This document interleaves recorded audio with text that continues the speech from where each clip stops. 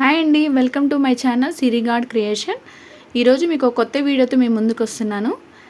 ఏంటంటే గుర్రపు నాడ ఏ రోజున తీసుకొచ్చుకోవాలి, ఎప్పుడు ఎక్కడ ఎలా కట్టాలి, ఏ దిక్కున కట్టాలనేది నేను మీకు ఈరోజు ఈ వీడియోలో వివరంగా చెప్తానండి. గుర్రపు నాడ ఇది బాగా తుప్పు పట్టిపోయి వాడినదై ఉండాలండి. ఎందుకంటే మీరు వాడిన గుర్రపు నాడనే మీ ఇంటికి కట్టుకుంటే మీకు ఆ ఫలితం దక్కుతుంది. దీన్ని పసుపు కుంకుమతో మనం అలంకరించుకోవాలండి. ఇంకొకటి, గుర్రపు నాడను శుక్రవారం రోజు కానీ, బుధవారం రోజు కానీ, ఆదివారం రోజు కానీ తీసుకొచ్చుకోవాలండి. ఒకవేళ మీకు ఆదివారము ఈ వారాలలో ఏ వారమైనా మీకు కుదరకపోతే మీరు ఏ వారం తీసుకొచ్చుకున్నా కూడా అమావాస్య రోజు దీన్ని మీరు కట్టుకోవడానికి చాలా శ్రేష్టకరమండి.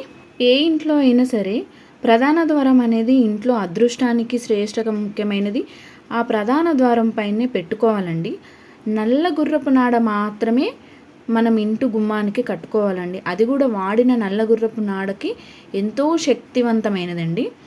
నరదృష్టి పోతుంది, లక్ష్మీదేవి కటాక్షిస్తుంది, శని భగవానుడి దోషం తొలగిపోయి ఇది మీకు ఒక దిష్టి కవచంలాగా పనిచేస్తుందండి. సింగాపూర్లో అయితే శనిదేవుని దగ్గర ఈ నల్ల గుర్రపు నాడ పెట్టి పూజ చేసి మనకిస్తారండి. ఎందుకంటే దాని విశిష్టత అంతగా ఉంటుంది. సింగాపూర్లో శని భగవానికి చాలా ఇష్టమైనది ఏమిటి అంటే రెండండి. ఒకటి ఉప్పు, ఒకటి ఇనుము.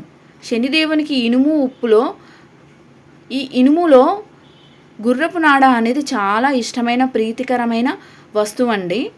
దీనిని మనము ఇంటి గుమ్మానికి కట్టుకోవడం వల్ల మనకి ఏవైతే నెగిటివ్స్ ఉంటాయో ఆ నెగిటివ్ అనేది పోయి పాజిటివ్ అనేది వస్తుందండి.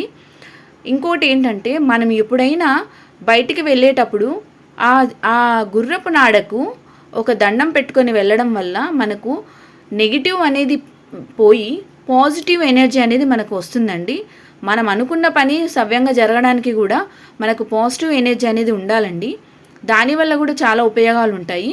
ఇది మనం ఎలా పెట్టాలి అంటే గుమ్మానికి కొంచెం ఎడమ వైపున, ముఖద్వారానికి మధ్యలో కాకుండా కొంచెం ఎడమ వైపున పెట్టుకోవాలండి. ఈ వీడియో మీకు నచ్చినట్టయితే లైక్ చేయండి, షేర్ చేయండి, సబ్స్క్రైబ్ చేయండి. మరికొన్ని వీడియోస్ మీ ముందుకు వస్తాను. Thank you for watching.